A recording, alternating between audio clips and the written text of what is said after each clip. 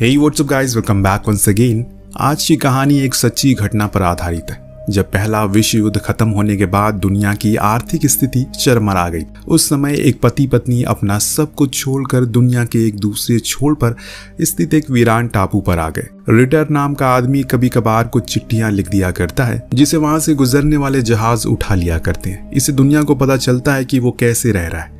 Ritter का मानना है कि इंसान का जीवन सिर्फ कठिनाइयों को सहने के बाद ही सुकून से भर सकता है। अगर सब कुछ शुरू में मिल जाए तो उन्हें वो उन्नति नहीं मिल सकेगी जिसकी उन्हें सपने संजोए है। कहानी अब कई साल आगे खिसकती है। हमें एक परिवार को दिखाया जाता है जिसमें पति पत्नी हेंजी विटमर और उनका बेटा हैरी है। इन्होंने अपनी सारी संपत्ति को बेच दिया है। खुद की बाकी बची जिंदगी को यहाँ जीने का सपना देखा है। दरअसल हेंजी रिटर की जिंदगी से काफी प्रभावित है। उसकी सारी चिट्ठियां पढ़ता है और इसीलिए वो सीधा गया उसकी पत्नी के पास, जिससे कहा कि डॉक्टर रिटर ही लिखी गई चिट्ठियां जर्मनी में काफी मशहूर हो चुकी हैं। लेकिन वो उन्हें देखकर कुछ खास उत्साहित नहीं थे। खैर, इसके बाद रिटर आकर हेंजी को अपने बगीचे में लेकर जाता है और समझाता है कि वो लौट जाए, क्योंकि यहाँ वैसी जिंदगी नहीं है जैसी वो सोच कर आया है। ये टापू दुनिया से कटा हुआ है और इसीलिए यहाँ वो सब तुम्हें मिलेगा जो तुमने कभी सपने में भी नहीं देखा होगा। पूरी बात ये थी कि वो नए आए मेहमानों को डराने की कोशिश कर रहा है, लेकिन हेंजी की बातों से साफ पता चल रहा है कि अब वो यहाँ से जाने वाला नहीं है।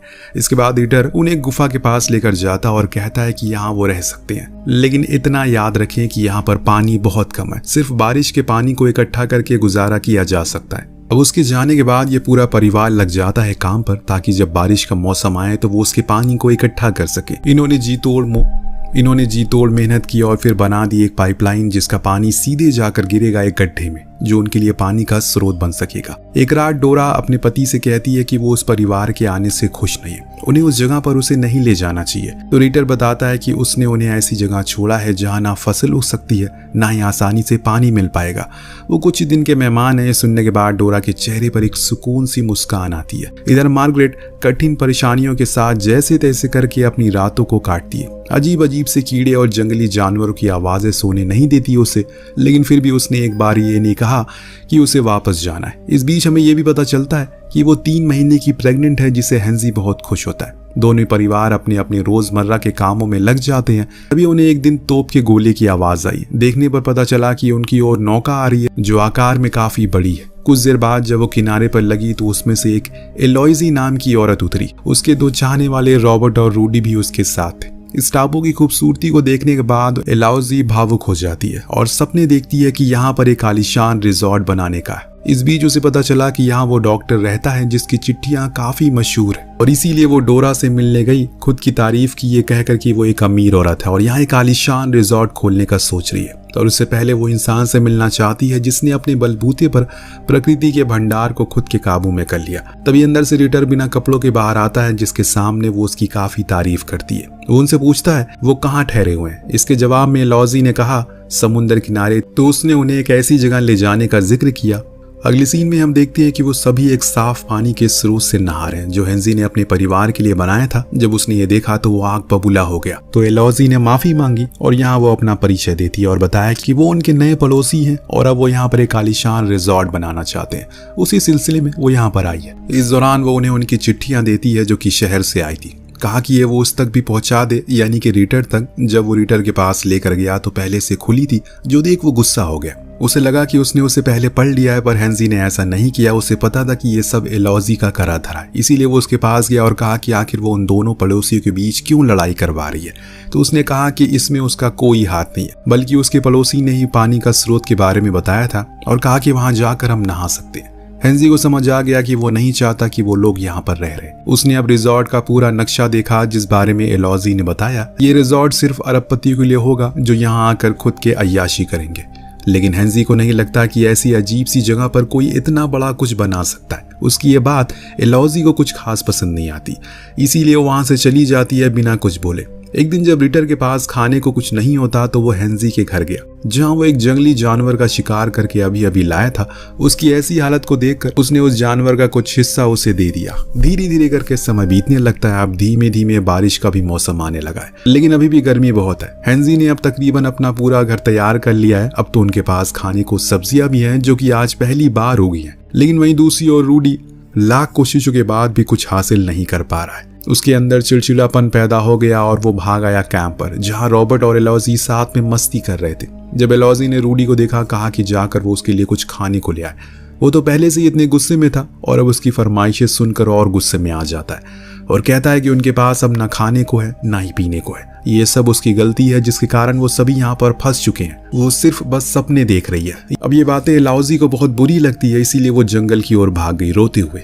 इधर घर में अकेले मार्गरेट जब काम कर रही थी तो मैनुअल और रॉबर्ट दूर से उसे छुप कर देख रहे थे। इतनी में अचानक मार्गरेट के पेट में दर्द होती है। हालांकि अभी उसके बच्चे को आने में समय है और इस समय घर पर ना ही उसका बेटा और ना ही उसका पति, दोनों ही शिकार पर गए हैं। इसीलिए वो खुद ही मदद के लिए आगे बढ़ी और पीछे से आए दोनों उसके घर में घुस जाते हैं। लेकिन ज्यादा देर तक कुछ चुरा नहीं सके क्योंकि दर्द में कर्रा रही मार्गरेट वापस आ गई और खुद ही अकेले खुद के बच्चे को जन्म देने की कोशिश में लग गई। ये दोनों ही उसे देख रहे थे पर उसकी मदद नहीं करते और इतने में अचानक मार्गरेट को बाहर से गे की चिल्लाने की आवाज आई।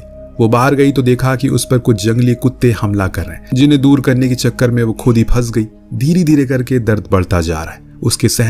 उसकी सहन शक्ति टूट रही है। एक समय तो ऐसा आया कि वो वहीं गिर गई और खुद के बच्चे को जन्म दे दिया, जिस पर कुछ कुत्तों ने हमला करने की भी कोशिश की, लेकिन सही समय पर हेनजी आ गया। इधर ये दोनों लोग भी खाने का सामान को चुरा कर एलॉजी के पास गया और उसने कहा कि ये तो एक हफ्ते भी नहीं चलेगा। इस बीच उन्होंने उसे बताया मार्गरेट अकेले ही बच्चे को जन्म दे रही है, हमें उसकी मदद करनी चाहिए। लेकिन पत्थर दिल एलॉजी ने उसे जाने नहीं दिया। पर हेनजी घबराते हुए डॉक्टर रिटर के पास गया और उन्हें सारी समस्या बताई। अब डोरा ने फौरन कहा कि इसे अंदर लेकर आओ और रिटर इलाज में लग गया। काफी मुश्किलों के बाद उसने उसे अंदर फंसे एक अवशेष को बाहर निकाला, जिसे मार्गरेट को थोड़ा आराम मिलता है। ये सब बाहर खड़ा मैनुअल भी देख रहा था, इसीलिए वो आकर सब कुछ एलॉजी को बताता है, जो उसे डांटना शुरू करती है कि उसे वही कुछ करना चाहिए था। अगर उन दोनों की दोस्ती हो गई तो मुश्किल हो जाएगी। उसकी ये बातें सुनने के बाद मैनुअल का सबर का बांध टूट जाता है। वो उसे कह ही देता है कि वो औरत नहीं पिशाचनी है। जो कुछ भी वो सोच कर यहाँ आई है वो कभी पूरा नहीं होगा। अब समय के साथ पूरा द्वीप सूखने लगा है क्योंकि गर्मी का मौसम आ चुका है। इधर रिटर के पास भी अब कुछ नया नहीं है लिखने को, वो उसके लिए परेशानी है। तो वहीं रूडी भूखा पहुंचता है हेनजी के घर पर। उसकी हालत को देखकर वो लोग उसे खाने को दे देते हैं, जिस दौरान वो उन्हें एलॉजी की सारी सच्चाई बता देता है कि वो कोई अरबपति नहीं है, वो बस फिल्मों से प्रेरित है और खुद को किसी कैरेक्टर की तरह ट्रीट कर रही है जिसके सामने सारी चीजें छोटी है, क्योंकि उसे लगता है कि हर कोई उसका गुलाम है। अपनी ही काल्पनिक दुनिया में वो खोई हुई है। और हाँ, सबसे बड़ी बात, वो नहीं चाहती कि तुम और रिटर किसी भी तरह करके साथ आओ।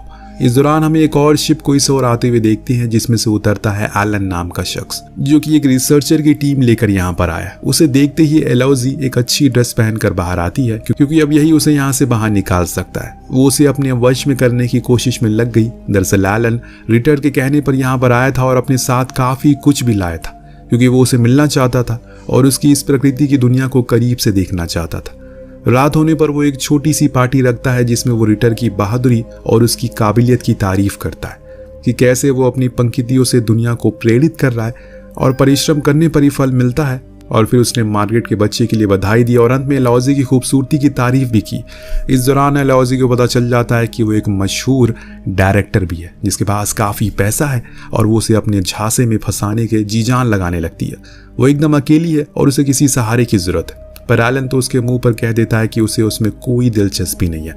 वो उसकी इज्जत करता है। अब अगले दिन उसके बिना ही वो शिप पर चला गया, जो देख वो पूरी तरह से टूट गई। उसे तो यकीन ही नहीं हो रहा है कि किसी ने उसे रिजेक्ट कर दिया है। एक दिन जब रिटर शिकार से लौटा तो उसने देखा कि जो कुछ भी उसने खाना एलन को देकर गया था वो एलॉजी ने चुरा लिया है, जिससे अब उसकी बर्दाश्त की घड़ी टूट जाती है। वो जाता है सीधा हेनजी के पास ताकि वो दोनों ही साथ में उसका इलाज कर सके। दोनों ही एलॉजी के तंबू को बाहर बंदूक लेकर खड़े हो जाते हैं और कहते हैं कि उसने जो कुछ भी चुराया सब कुछ वापस कर दे। लेकिन एलॉजी इनकार कर देती है और हेनजी की ओर देखकर कहती है कि क्या तुम्हें लगता है जिसकी तुम मदद कर रहे हो वो तुम्हें बाद में खाना देगा। वो उन दोनों के बीच में फिर से लड़ाई करवाना चाहती है, जो कि उसका शुरू से मकसद था। तभी रॉबर्ट अंदर से बंदूक लेकर आता है और इन पर तान देता है, लेकिन समय रहते मार्गरेट आकर बात को ठंडा करती है और सभी को अपने घर जाने को कहती है। वापस जाने के बाद रिटर अपने टाइपराइटर को तोड़ देता है गुस्से में और निकल जाता है शिकार पर। इधर मार्गरेट के घर पर रूडी खाने के लिए आता है और बाहर उसे एलॉजी बुलाती है। रोती हुए कहती है कि अगर उसे जाना है तो वो जा सकता है, क्योंकि अब उसके पास उसे देने को कुछ नहीं बचा। दोनों की आंखों में आंसू थे, वो दोनों किस कर लेते। आधी रात को अचानक हेंजी की आंख खुली क्योंकि बाहर किसी की चीखने की आवाज आ रही थी। बाहर जाने पर पता लगा कोई उनका पानी चुरा रहा है, इसीलिए उसने उसी की दिशा में गोली चला दी। पर ये तो डोरा का पसंदीदा घोड़ा था जिसे उन्होंने मार दिया, और अगर उसे इस बारे में पता लगा तो वो उन सभी को मार डालेगी। नेक्स्ट डे डोरा ने देखा कि उसकी सारी मुर्गियां बीमार पड़ चुकी हैं। उसका घोड़ा भी कहीं दिखाई नहीं दे रहा, इसीलिए मार्गरेट परिवार के पास गई। वो तो अनजान बनने की कोशिश कर रहे हैं उसके सामने, जैसे मानो उन्होंने कुछ देखा ही ना। अब डोरा गिर पड़ती है तो हेंजी उसे संभाल कर घर लेकर जाता है, जहां पर पहले से रीटर मौजूद था, जिसे वो सब कुछ बताने लगता है कि तभी उन्हें एहसास होता है कोई उनकी बातें सुन रहा है। जब वो बाहर निकला तो उन्हें वहां रॉबर्ट दिखा, जो उनकी जासूसी कर रहा था। ये सब देखकर वो समझ गए कि ये सब कुछ करा धरा एलॉजी का ही है। वो बाज नहीं आ रही अपनी हरकतों से, पर आज फैसला हो ही जाएगा। दोनों जंगल से होती हुए उसके पास जाने लगे कि तभी बीच में रूडी उन्हें दिख गया, जो रोते हुए उन्हें सब कुछ सच कह देता है कि डोरा के घोड़े को उसने ही चुराया था क्योंकि एलॉजी ने उसे ऐसा करने को कहा, और उसे अपनी गलती का पछतावा है। लेकिन एलॉजी को तो सबक सिखाना ही बनता है, इसीलिए पहले हेंजी अपनी बेटे और पत्नी को जंगल में लकड़ियां लाने के लिए भेजता है। फिर ये तीनों पहुंचते हैं उसके तंबू के बाहर और बाहर आने को कहते हैं। वो इनकार करती है, पर तब रॉबर्ट बाहर आकर इन पर हमला बोल देता है और रूडी को तो मारने ही वाला होता है, लेकिन सही समय पर हेंजी उसे पीछे से पकड़ लेता है और उस पर तब तक चाकू से वार करता है जब तक वो मर नहीं जाता। और इतने में एलॉजी अंदर से बाहर आई और ऐसा दिखाने की कोशिश करने लगी जैसे वो उसके चंगुल में थी। अब यहाँ वो इन सभी को अपने रिजॉर्ट में बराबरी के हिस्से की लालच देने लगती है, लेकिन तभी राइटर उसकी खोपड़ी में पीतल उतार देता है और उसकी कहानी को यहीं खत्म कर देता है। गोली की आवाज मार्गरेट तक पहुंच जाती है और इधर ये तीनों ही इनकी लाशों को समुद्र में बहा देते हैं और तय करते हैं कि उनके अलावा ये किसी को पता नहीं चलेगा। अगली सीन में रूडी भागते हुए दोनों के घर जाता है और कहता है कि एलॉजी और रॉबर्ट दोनों घर जा चुके हैं और अपनी एक चिट्ठी छोड़ गए हैं। ये सब इनका एक प्लान था, पर दोनों ही औरतों को पता था कि वो मारे जा चुके हैं, क्योंकि एलॉजी का कीमती सामान तो यही था। इसीलिए मार्गरेट अपने पति से कहती है कि उसने गोली की आवाज सुनी थी। उसे पता है कि वो दोनों मर चुके हैं और उन्हें रीटर ने ही मारा है, क्योंकि उसकी बंदूक में सारी गोलियां वैसी है। यहाँ वो उसे समझाती है कि रीटर बहुत चालाक है, वो उसे जेल करवा सकता है। पर अब हेंजी परेशान हो गया, इसीलिए वो उसे जाने को कहता है। वो अपने परिवार को ऐसे बीच में छोड़कर नहीं जाएगी, ना ही किसी को उन्हें तबाह करने देगी। दूसरी तरफ रीटर से डोरा तंग आ चुकी है, इसीलिए वो फैसला करती है कि वो उससे दूर हो जाएगी। पर रीटर उसे समझाता है कि ऐसा वो ना करे, लेकिन डोरा का कहना था कि अब वो बदल चुका है। जिस मकसद के लिए वो यहाँ आया था उसे वो भूल चुका है और बस पड़ोसियों के पीछे पड़ा रहता है। वो तो उसे गद्दार तक कह देती है और वो भाग जाता है जंगल में, जहां उसकी मुलाकात हुई मार्गरेट से, जिसने उसे कुछ ताज़ी मुर्गी के अंडे देने की बात की, पर वो लेने से इनकार करता है। तो मार्गरेट उसे बताती है कि एलॉजी का खून हुआ है और वो उसी के पति ने किया है, लेकिन वो मानने को कहाँ राजी था। दूसरे सीन में हम रूडी को देखते हैं जो समुंदर में था, क्योंकि उसे अब एक नौका दिख गई है, जिसके कप्तान से वो सिफारिश करता है कि वो उसे ऊपर ले ले, जिसके लिए वो मान भी जाता है। तो यहाँ रीटर को अब एक नई चीज मिल गई है लिखने के लिए। वो बड़ी खुशी से उसे लिखना शुरू कर और ये बात डोरा से भी साझा करता है, जो कहती है कि ये तो बहुत खुशी की बात है, हमें इसका जश्न मनाना चाहिए, और वो भी मान जाता है। फिर डोरा इस जश्न के तौर पर उसे अपनी बीमार मुर्गियां खिला देती है, ये जानते हुए कि इसे खाकर उसकी मौत हो जाएगी। कुछ ही देर बाद वो भागते हुए मार्गरेट के परिवार के पास गया और कहा कि उसके पति बीमार है। सभी भागते हुए आए, पर कुछ ही सेकंड में मार्गरेट पहचान गई कि इसे क्या हुआ है। अपने आखिरी पलों में डोरा ने उसका मजाक बनाया, पर रीटर ने उसे बद्दुआ दी कि वो कभी खुश नहीं रहेगी और फिर दम तोड़ दिया उसने। कुछ महीने के बाद वहां गवर्नर आता है, जिसका मतलब ये था कि मरने से पहले रीटर ने गवर्नर को चिट्ठी लिखी थी ताकि वो हेंजी को फंसा सके एलॉजी के कत्ल के इल्जाम में, और फिर इसे पूरे टापू पर खुद का राज कायम हो सके। गवर्नर इनसे पूछताछ करता है, जिस दौरान मार्गरेट अपने पति का मजबूरी से पक्ष लेती है और बताती है जो इंसान इतने सालों से जिंदा था वो अचानक एक सड़ी हुई मुर्गी खाकर कैसे मर सकता है। ये काम उसी की बीवी का है। जब आखिरी में कोई भी सुझाव नहीं निकलता तो गवर्नर वापस चले जाते हैं। उसके साथ डोरा भी चली गई और हेंजी का पूरा परिवार यहीं रह गया हमेशा के लिए, क्योंकि यही उनका घर है। कहानी के अंत में हमें बताया जाता है कि डोरा जर्मनी चली गई, लेकिन 1943 में उसकी कैंसर के कारण मौत हो गई। पर मरने से पहले उसने कन्फ्रंट किया कि अपने पति का खून उसने ही किया था, लेकिन कभी भी रॉबर्ट, मैनुअल और एलॉजी की लाश किसी को नहीं मिली। इसी के साथ ये कहानी यहीं पर खत्म हो जाती है। वेल, आपको कहानी कैसी लगी हमें कॉमेंट करके जरूर बताएगा। मिलते हैं अगले वीडियो में। Thank you so much watching. Peace out.